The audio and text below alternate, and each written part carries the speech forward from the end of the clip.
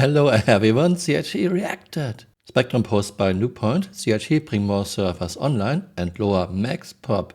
Well, CIG won't do this. Bringing more servers online would cost a lot of money, lowering max pop wouldn't make Chris happy. Nico CIG replied.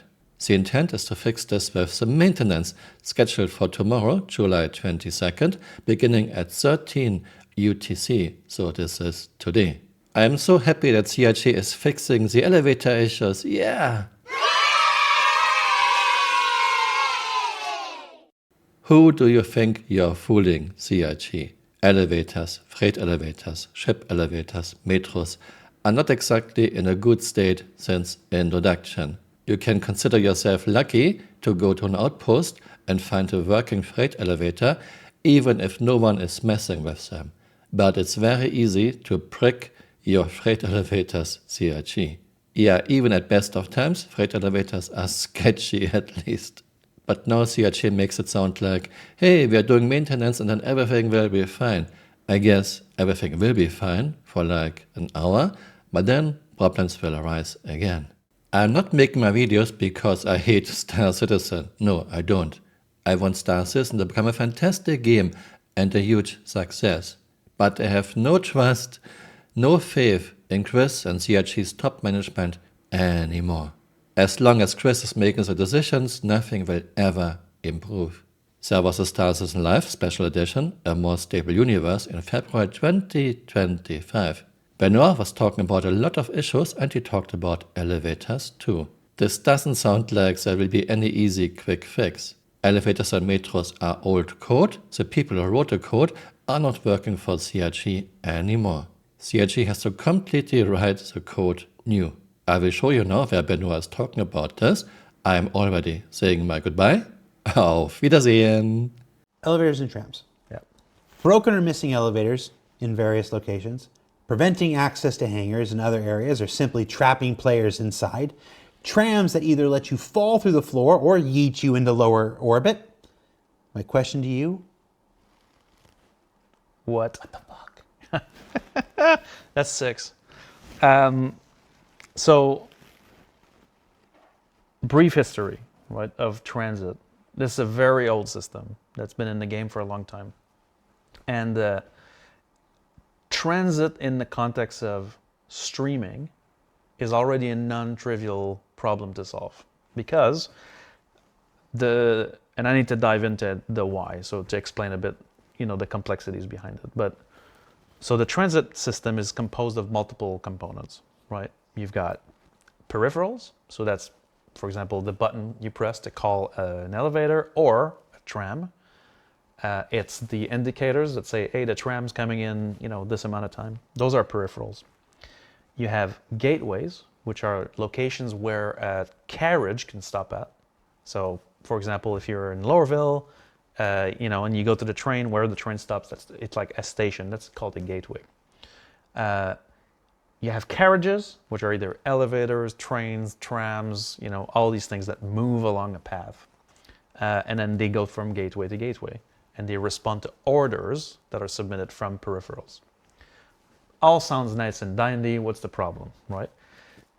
So in any game, any other game that doesn't have full-on level streaming, all of these things are always loaded. So the manager, the piece of code that actually is managing the fulfilling the orders and moving the carriages in general, or has the logic of the carriages, is always, all this network is streamed in. It's all loaded, so it's always available. It knows where the carriages are, it knows what's happening, everything is there. In our environment, because of our SOCS technology, that allows us to have more performance on the servers because we unload the rest of the zone. That means we unload those carriages. So think about your Lowerville train that you see stop at you and then leave. On the server, if nobody's on the track, it doesn't have a carriage there. It's unloaded, right? And so the current iteration of the system actually destroys that carriage and will recreate carriages when it needs it, right? And there's been a ton of issues with this. So that's the first part, right, is the streaming part.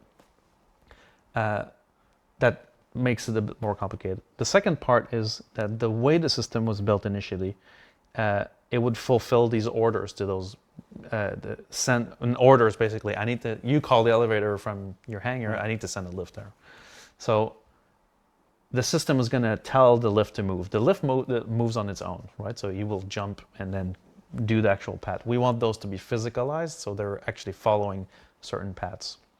Now, the issue is that combined streaming with these orders and state is lost in certain conditions. And so the system just needs a whole lot of changes on its communication layer to be reliable. And it needs a fundamental change in how it fulfills these orders.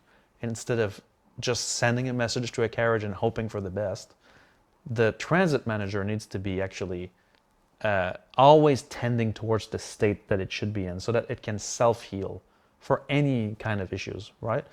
Whether creating the carriage failed or streaming out and losing a piece of it, the system needs to change to be able to properly do that. So that's what the new system that we're writing is going to do. It's going to solve these communication issues with streaming, and it will make the system self-heal. But we also need to do fixes to the current system immediately, right, to get that working. So now we do have a crack team on this right now, where we've significantly increased the size of the group that is looking at the current elevators issues, which we have absolutely regressed on.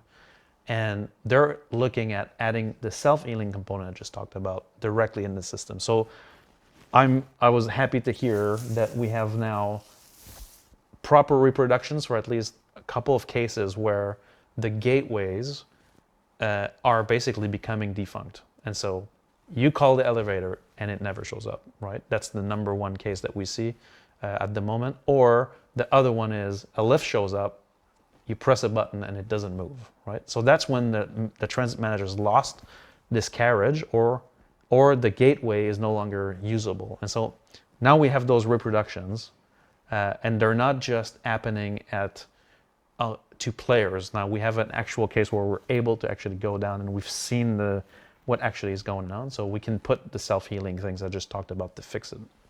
So in the past, when we've talked about some of these issues and why they haven't been fixed or whatever, it's because we've had this aversion to doing double work. Yeah. We don't want to work on a Band-Aid when we know the long-term solution is ripping the whole damn thing out and replacing it with something else. Try to do minimal change on the existing and say. What you just described, though, is doing both. Though. So at present, I just want to confirm this here. Yeah. At present, some amount of persons are working on writing a brand new transit system built for the server meshing reality. Correct. And all this stuff. Yes. But at the same, that's going to take X number of months to do.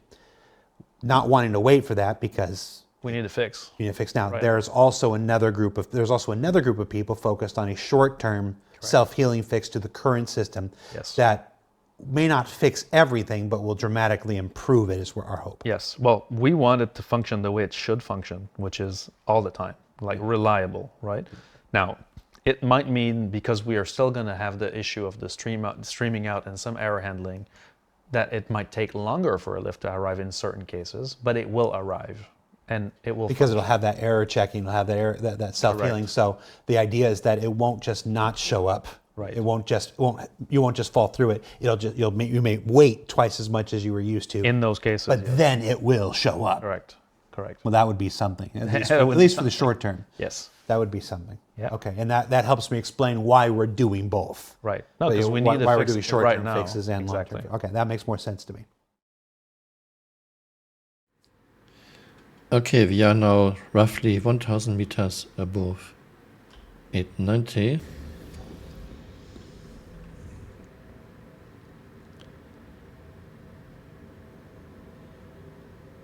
Okay. Wish me luck. I'm falling.